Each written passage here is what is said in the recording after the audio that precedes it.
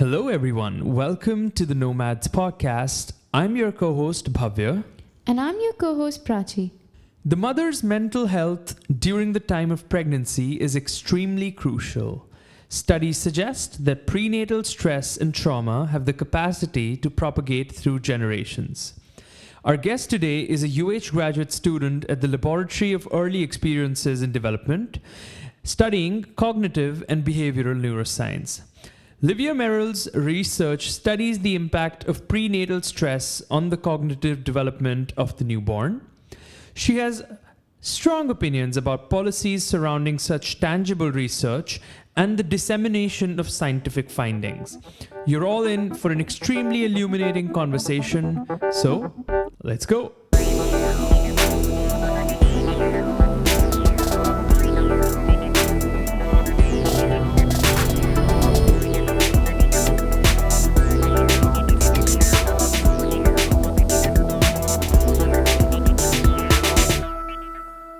Livia Merrill, welcome to the Knowmads Podcast. Hi, thank you for having me. So let's just start straight away, get into it. How about you start by explaining our listeners what is your research about?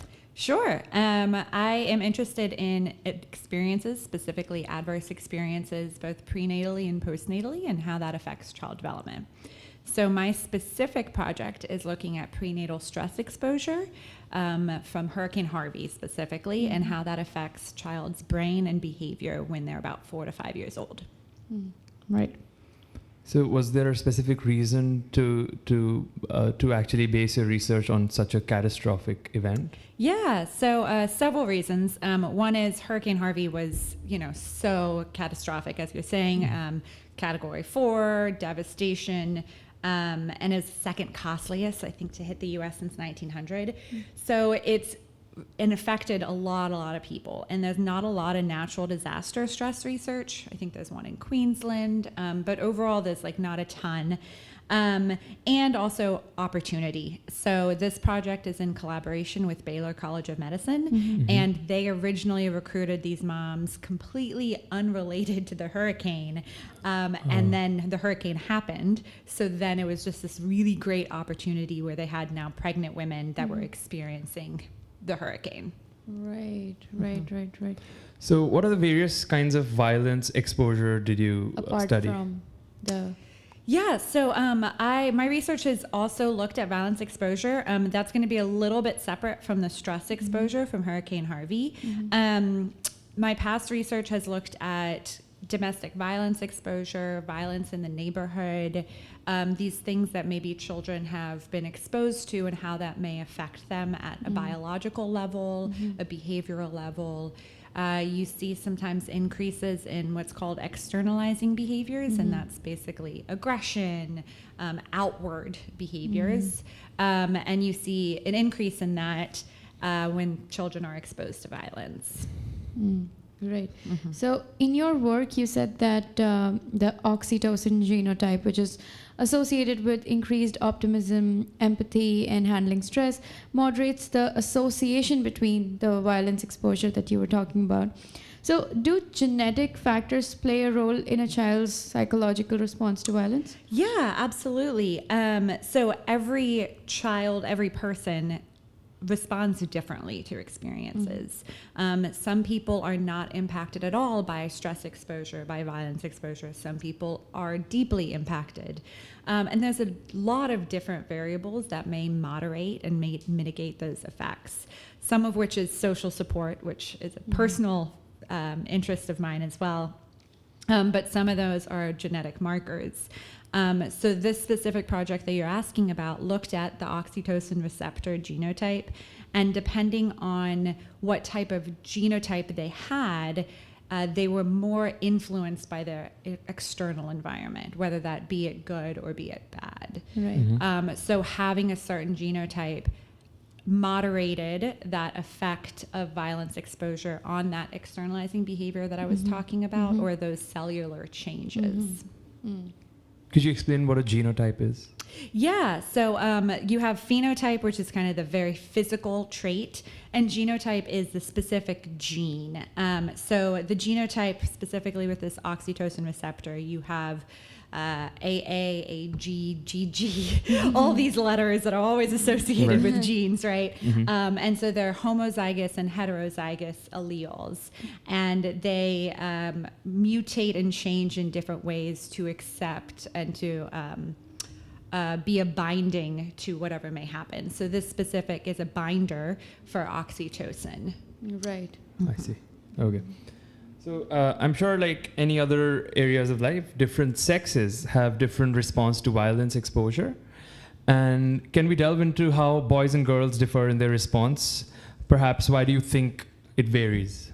Yeah. So boys and girls, the sex differences is very fascinating to me. NIH had this big push to incorporate sex differences into research.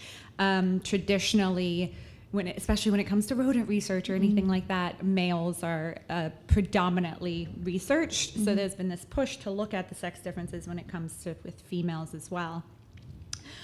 Some research shows that sex differences are pretty minimal.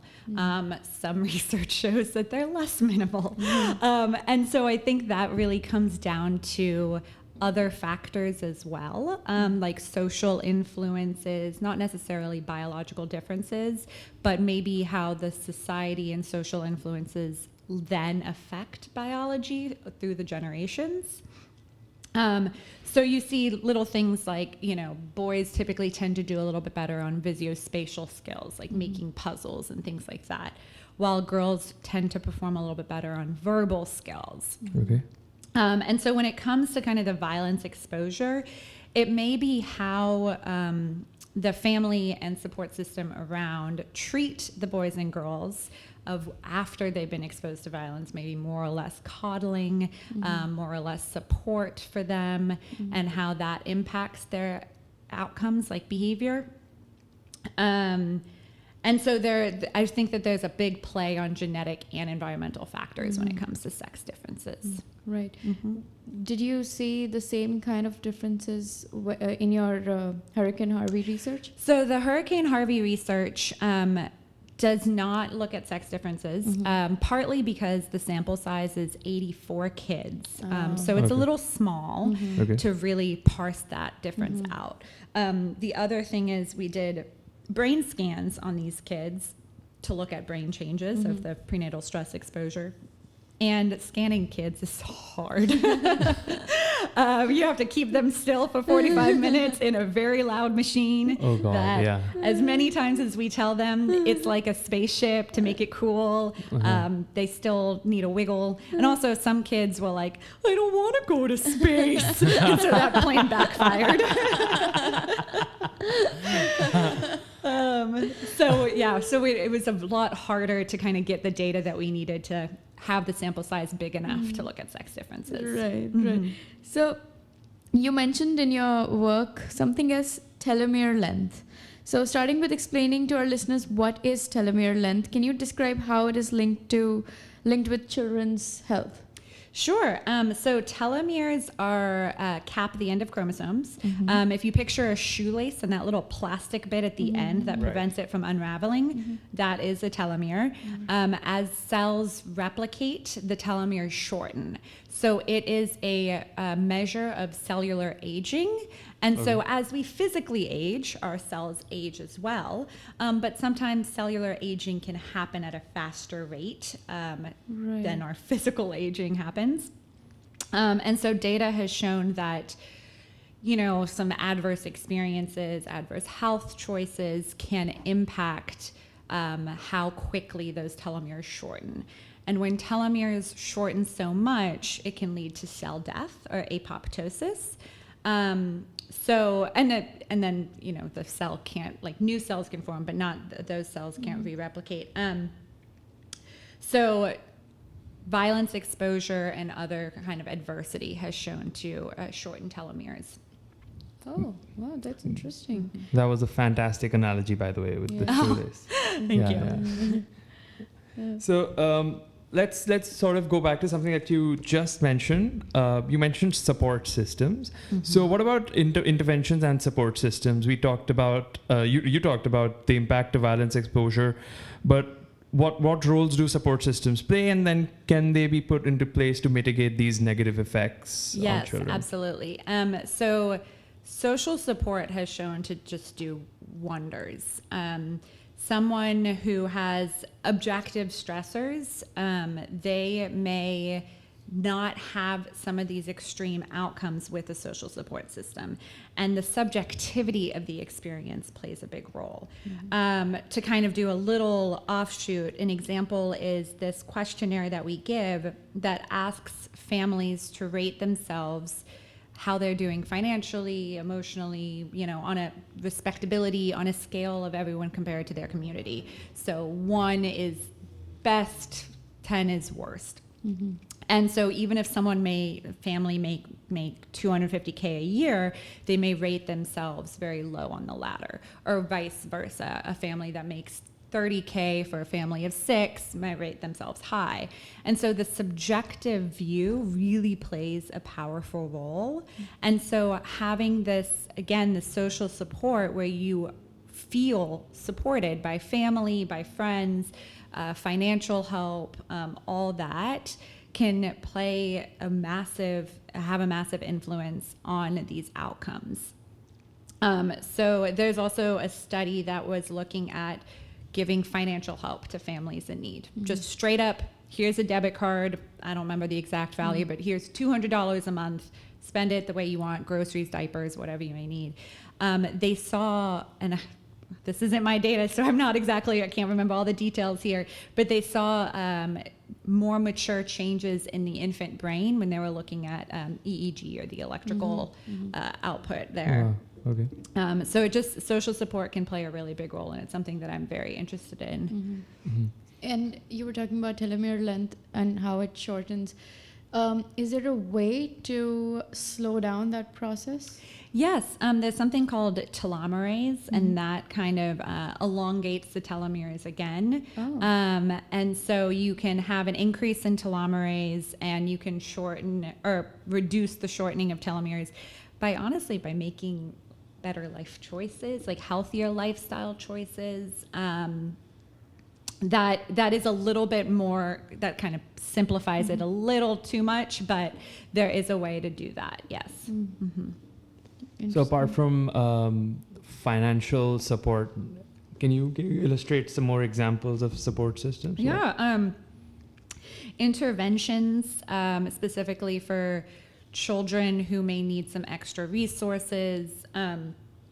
There are a lot of single parent households who maybe have to work multiple jobs, and so having accessible daycare options just to reduce the stress on the family and reduce stress on the mom. Specifically, it's the single family households, parent households typically are the mom, but obviously there can be dads, grandparents, any type of caregiver.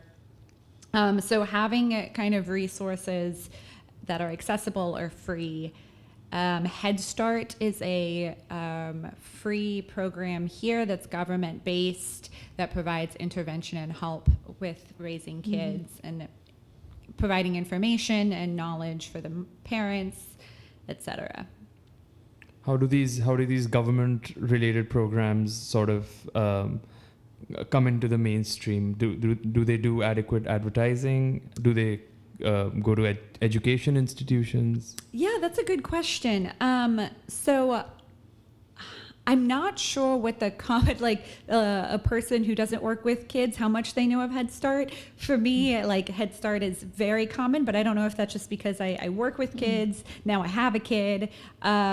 So I'm not sure. I think I've seen a billboard for Head Start somewhere. So there's definitely one form of advertisement. And I also wonder if in elementary schools they might advertise for them or propose to families who may need it as an option. But I'm not positive about how much they broadcast it to the public. Got it. Right. It's interesting that something that's targeted towards parents play a major role towards children. Yes. So how do we comprehend that? How does a child's brain understand that this is a support system? It's mostly the support system that's provided to the parents and how they can then parent the child. Right. Yeah. Right. So then they have, less food insecurities, so they can have access to food and healthy food options, maybe more stimulation when it comes to toys and social gatherings with other kids. That's right. And it's more of the encouragement by the parents and their availability and knowledge of how and what to do with the kid that can really scaffold that growth. Right. And what kind of support systems do you think were needed during the Hurricane Harvey? Yeah, fantastic question, because Hurricane Harvey affected so many people, and some people way more than others, right? And so that is another piece that's hard to disentangle. Some houses may have just been a little bit flooded, and then, they fix what they need to fix, and then they get on their way. Other houses were completely destroyed, and people had to find new homes, right? So such a variety of experiences. I think as natural disasters become increasingly more common and destructive, that governmental roles to provide interventions for these families are becoming more and more critical, whether that comes to helping them house, like helping them with housing, helping them with food, supplies, just everything like that. You saw similar things after Katrina and then Harvey, just really having the community get together to help support those who really needed it. Right. So getting back to the violence exposure study that you did. Before that, Sure. You mentioned Head Start was a government initiative. For our listeners, are there private initiatives as well for this? For hurricane intervention or just in general child interventions? Both. Yeah. I'm sure there are, and nothing specific comes to mind right now, but I'm sure that there are private organizations too. Okay. They just might not be, funding. Their funding might be a little bit different, so I'm not sure exactly how much or how free it'll be for the families. But I'm sure that they exist. They just can't come to mind right now. Okay. Yeah. So I was talking about that the previous study that you did, you focused on a community of Black youth. Can you discuss any potential cultural or socioeconomic factors that might influence the impact of violent exposure on these children? Yeah. So unfortunately, biases, discrimination, racism is pretty rampant in society. So these people who are discriminated against might have increased kind of chronic stress. And that differs from an acute stress, like something like Hurricane Harvey, where it's more acute and specific. The chronic stress can be daily and constant, and, and when there's shootings or anything like that, like it's a constant reminder that people are discriminated against because of their race or ethnicity. And so I think it's especially important to help provide some support for those who feel uncomfortable or those who are discriminated against. Obviously, preferably, let's go ahead and get rid of all the biases and racism in society. But that, unfortunately, has been increasingly difficult. Unfortunately, there is chronic stress when it comes to discrimination and racism that people experience or can experience on a daily basis. And this affects children from a very young age. Yes. Or can, everyone's different. I try to use the example of Amazon purchases. You have maybe something that's a 3.5 star review. Some people rate 1 star, some people rate 5 stars. So there's a huge variety that some people are impacted at all, not at all. Some people are impacted a lot, somewhere in the middle. And then just the average is what we report as data. Right. Okay, so let us now take a deep dive into your research methodology. Can you provide the insights to your research methodology used in this study and in general? And how this this cohort of subject, how were they recruited, the process of data collection, and any specific analysis that's very unique to your research. Yeah, sure. So for the Hurricane Harvey study, these moms were recruited, as I said, by Baylor, our collaborators, when they were pregnant. For anyone that agreed to be contacted for future studies, their contact information was put into a database. And 4 or 5 years later, some of these numbers are invalid now, but we basically went through and called or emailed or texted all these families who agreed to be contacted for future studies and said, hey, you were part of this study when you were pregnant. There's a follow-up study going on that involves your kiddos. Are you interested? If they were, we brought them to the medical center, and visits occurred over several sessions. The first session would be neurocognitive testing, where it looked at working memory, IQ, executive functioning, which is a big umbrella term for higher order cognitive abilities. It's basically brain games, right? And then you give little stickers to the kids to keep them motivated. And the sticker chart, when it gets full, they get a toy from the treasure chest. You got to do these motivations. Yeah. And then the second visit, and this is what is really more unique about this specific study, is the MRI scans. Okay. Because as I mentioned, MRI scans are difficult to do on 4 to 5 year olds. We tried on a 3-year-old or several 3-year-olds, and it did not work out, so we kind of bumped it up to 4. And we let them watch a movie or a TV show while they were in the scanner.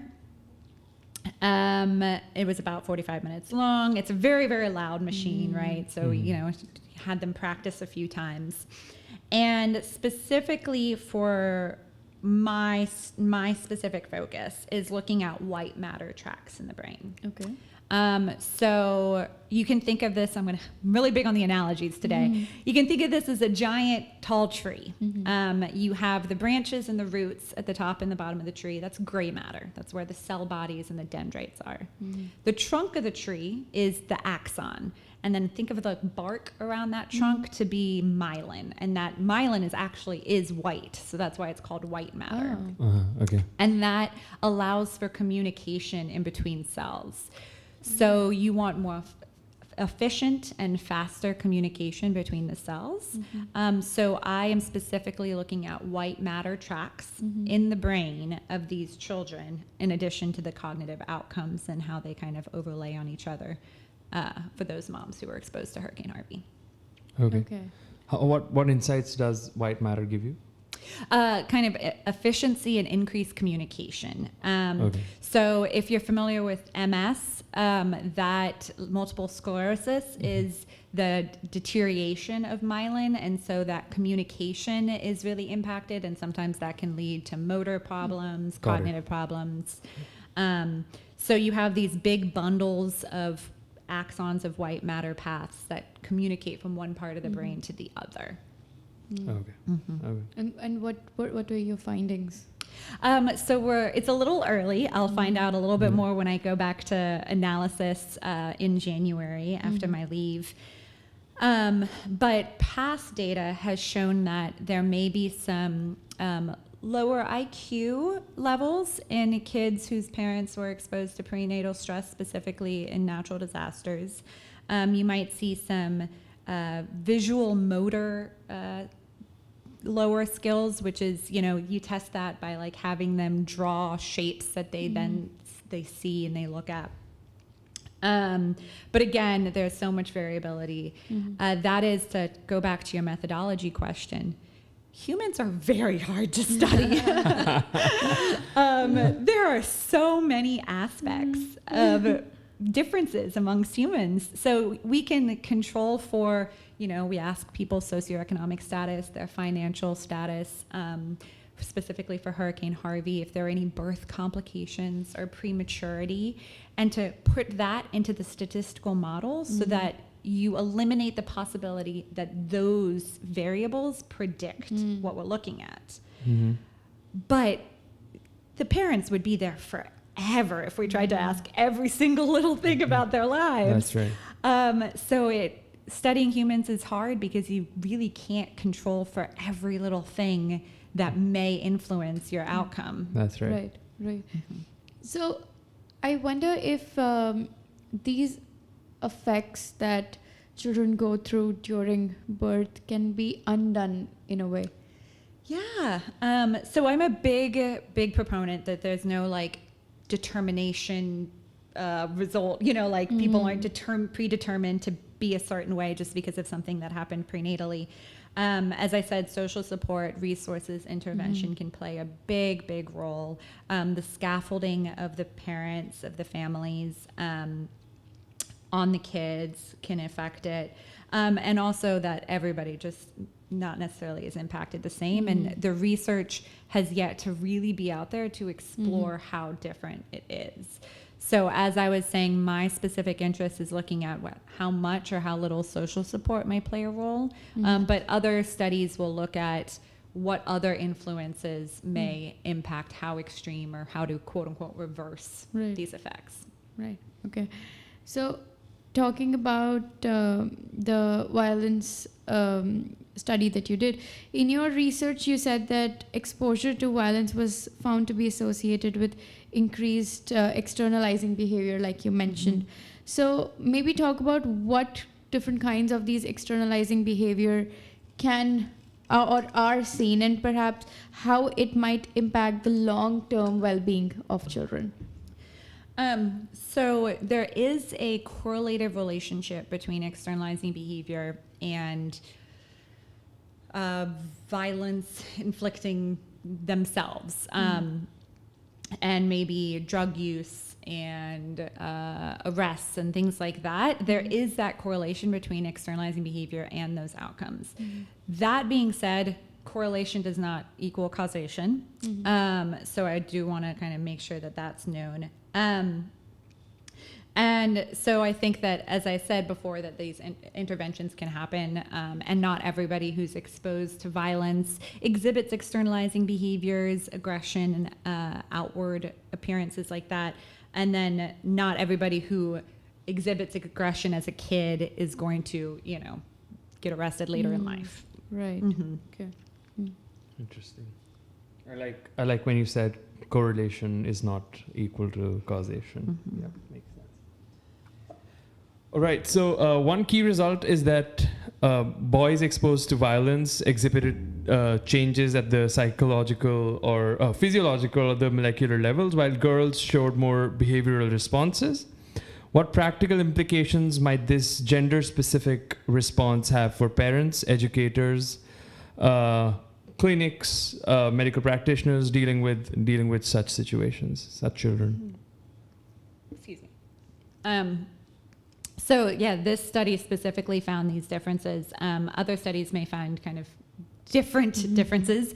But the implication, I think, is just to note that every child is different. Every child is unique. Every gender, so boy, girl, or anything in between, and whatever you identify as, has a different experience. And to really hone their medical care based on their specific situation and how they react best to whatever intervention it may be.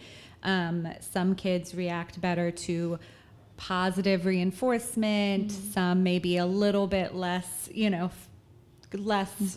don't even know what word to use there, but like less physical contact. Like some people love hugs, some people don't, Yeah. So I think that the implication for when it comes to medical care and therapists or whatever that the child may need or want is to really hone an individual plan, specific and unique to what is good for them.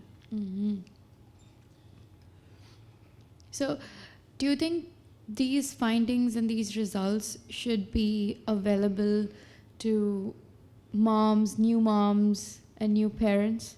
So funny that you asked that, because I have my strong opinions when it comes to the dissemination of scientific findings.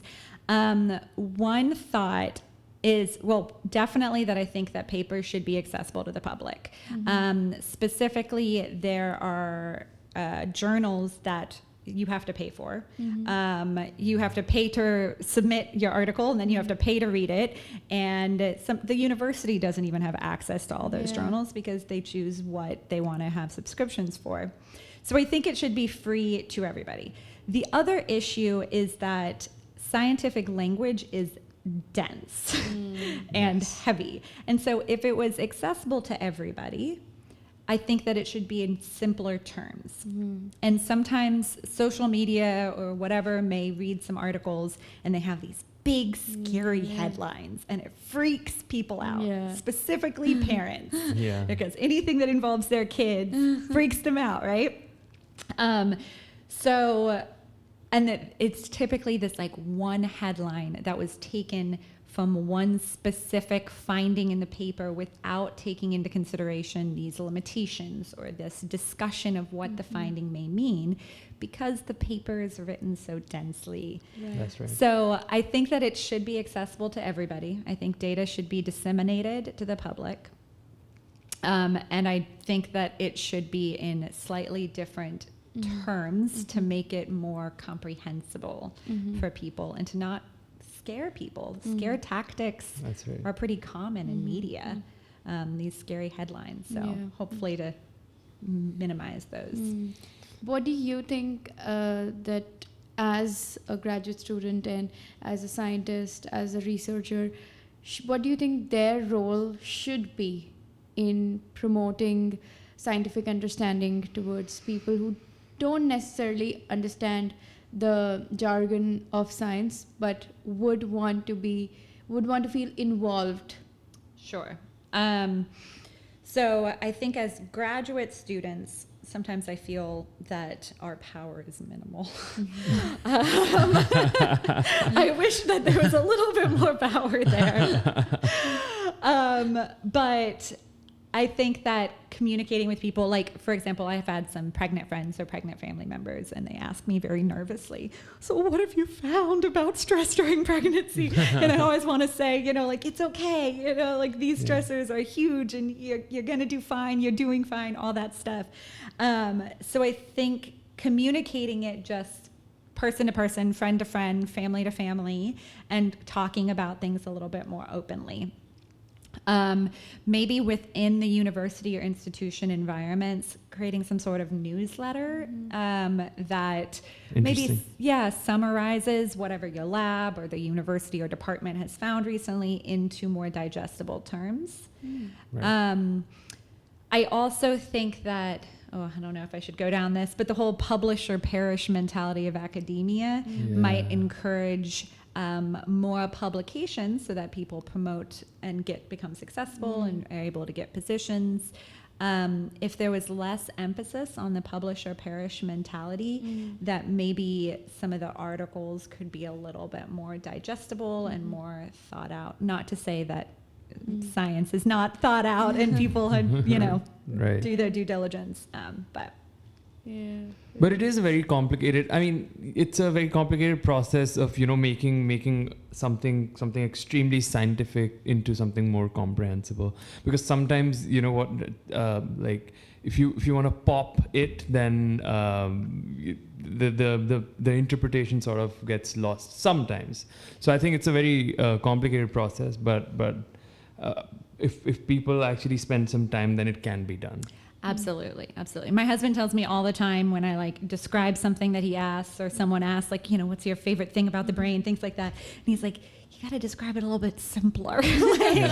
So that's why I think the analogies are super helpful. Exactly.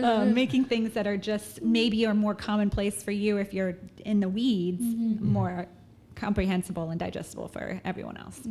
So how do you find yourself in this research area? What led you to it? That's a great question. I've always been interested in why people do what they do. So in undergrad, I got degrees in neuroscience and sociology. Guess I couldn't decide whether it was the environment or the biology, And then I got my master's in neuroscience, and I'm pursuing my PhD in developmental neuroscience. And so I've just always been very interested in what drives people. And so many things impact an individual person, whether that's the white matter tracks in the brain, whether that's the genotype, whether that's what they experienced, not just as a kid or what their mom or dad experienced when mom was pregnant, but also what they're experiencing now, what their friends are like, what school they're at. Every little thing adds up to what and why someone is who they are, which I think is so fascinating and impossible to disentangle. So it's a constant journey. And what got me into it specifically, honestly, I do not even remember. I just remember being like, I love why people do what they do. Yeah, interesting. Is there something that you will be practicing or are practicing as a researcher and as a mom, and would want more moms to know about it? Okay, well, the first question I will say what I'm practicing is, doing little experiments on my 6-week-old baby, and that will be her future for as long as until she's like, no, mama, I do not want to be doing this anymore. But when it comes to kind of what other parents can do, honestly, that's so tough. Because now, as a parent, I am bombarded with all these recommendations, all this advice, all these Instagram reels of what I wish I knew as a first-time mom. And of course, my eyes are like, what can it be? And I study this, right? Like, I don't need to be scrolling for hours on Instagram looking at these reels. So I'm hesitant to provide any more recommendations to new parents. Just basically like, you're doing a good job. Remind yourself that you're doing a good job. You're doing fine. Interesting. Do you think you will be taking your daughter to more research adventures? Yes. I think as I, hopefully one day start up all my own studies, she'll be a little pilot run, a practice subject. There are some labs at UH that look at infants. I've already emailed them being like, I got an infant. You want infants? I got an infant. This other study that I was working on last year was looking at the stress of the pandemic on pregnant women. And so I was and we were doing fetal MRI scans. Okay. And I really wanted to be like, I'm pregnant now. You can do a fetal MRI scan on me. And then you get like a little picture of the baby's brain. But the study was done by the time I was at that point to be scanned. Is that common with moms in psychology and neuroscience? I believe it is. We had a guest earlier on the podcast from your cohort, and she's doing the same thing. Yeah. My current PI, my principal investigator supervisor, has 2 kids. She also has they have been practice subjects. And my old PI in New Orleans also had some kids who have been practice subjects. So I think it's it's common. It's the tradition in moms and neuroscience and psychology. So given let's just go back to the violence research. So given the complexity of violence exposure's impact on children, what are the key takeaways from this study for parents, educators, and everyone who should be involved? Yeah. So that specific kind of study and paper that you're talking about, I think the key takeaway is going into communities and hoping alleviate violence to begin with. So yes, protecting children and protecting whoever from the exposure of the violence, but that really is just a Band-Aid, right? Like the root of the problem is the violence itself. That's right. So, and that is a complicated issue to solve. I am not a policymaker. I'm not a politician. I don't even know the best tactics to do so. But I would hope that more and more politicians or policymakers who have access or can work with scientists who look at violence exposure, look at stress exposure, all these adversities, and can make policies that help eliminate or at least diminish the amount of violence that there is to begin with. In recent times, have you heard some of these policies coming up? or being discussed? I've seen a few. There's that one that I talked about with the financial assistance, and that was research driven, actually. So that did use grant money, but that was a group of scientists. I know of some more scientists who have worked with some policymakers, or at least collaborating, when it came to the border a handful of years ago, when it came to separating the families and the children from their parents. So I'm not sure what came out of that, but I know scientists and policymakers were kind of working together. When it comes to specific policies, I'm not sure of specific laws or anything that have been passed. I know that there are some organizations that look at things and help provide interventions. Children at Risk here in Houston is one of those organizations that basically just help children who may need it and families with some interventions. So there is a hope that one day I'll be a little bit more involved in policies and can, help form them. And, wow. Yeah. That's good. Nice. That's very nice. So all kinds of these adverse conditions, be it the various kind of violence approaches, whether it's the Harvey hurricane or the pandemic. So all of these has a broad array of negative outcomes, but our understanding and what we've talked about says that the underlying mechanisms is still limited. So what are the potential future directions for your research in this particular field, and what do you aim to work on? Sure. So as kind of you implied, the behavioral outcomes are a little bit easier to study. You can ask families what they observe. You can ask parents what they observe in the kids. You give these questionnaires. Biological or neural underpinnings of things are a lot harder to study. So you can take saliva swabs, cheek swab samples, things like that to look at DNA, look at the telomeres, look at certain biological factors.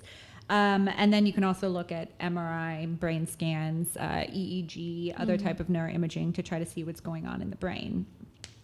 The goal with scientists and neuroscientists specifically is to overlay what's going on biologically, neurologically, all that with those behavioral outcomes. And so you're looking at them together. So a future kind of plan in my direction, from my future, is to look at a little bit more of those underpinnings and to find out what may lead to those outcomes, right? So some people might have some neural or biological underpinnings, but no behavioral outcomes. And that's totally fine. That's, so looking at them together, all the outcomes together within the same cohort. And I think that that's pretty key, because you don't want to necessarily apply what you find in one study with one cohort with another when it comes to behavior and biology. And then also what I'd be interested in is looking at farther back generationally. So there's some data out there that show that parents' experiences as kids can have biological effects on them, and then you see the effects on the kid, the next generation. So then that I would be very interested to see kind of that transgenerational transmission of stress, and what we can do to provide interventions, to provide support, to kind of break that cycle, break that transmission of stress. You're right. So lastly, I think zooming out of this specific research, you already mentioned that you would like to be involved in any capacity in policy making. What's the broad future of your research? What do you think that you would like to conduct? Ooh, okay. So that's a really good question that I am also, as a fourth year, trying to explore when it comes to postdoc and fellowship opportunities later, because I want research to have an impact. I love science, and I love disseminating the scientific information to the community. So I want to be able to help at a broader level, which I think that policies tend to do a little bit more than, a specific paper here or there that may not be accessible to everybody. And so just to kind of implement any type of interventions that may help. I know that that's a very broad answer. But yeah, I know that NIH and NICHD, National Institute of Child Health and Human Development, have fellowship opportunities and job opportunities where they can work with scientists and policy makers to try to implement some of whatever the findings may show to put it into society. Right. So before we end this, so does any of your findings include the fact that a child's psychological effects are more because of one parent than the other? No, not particularly in the way that we haven't found it, right? Okay. So moms typically are more studied when it comes to research. There are a few, like what about dads? What about grandparents? What about, multi-caregivers in the household? And there's just not as much research out there.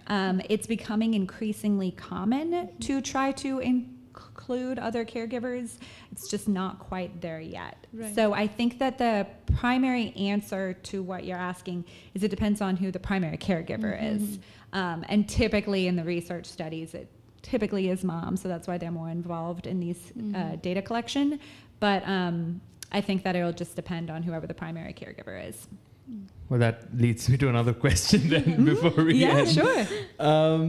That's very interesting because, I would want you to give some advice to these parents because a few minutes ago you mentioned that the sample size was so small that some of the aspects of the research cannot be conducted because you have to, pay respect to whatever sample size you have. Do you generally find parents being scared of being subjects to these research? Yeah. So sometimes. Okay.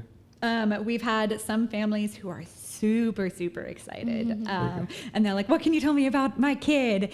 And unfortunately, the kid is associated with a de-identified number. That's for HIPAA reasons. So all that information goes into a pool that's analyzed, So we always have to tell the parents, like, oh, we can't give you any information specifically about your kid. But they're very excited. They're like, can you send us the papers when they get, published, all that. We have others who just, there's often compensation for participation.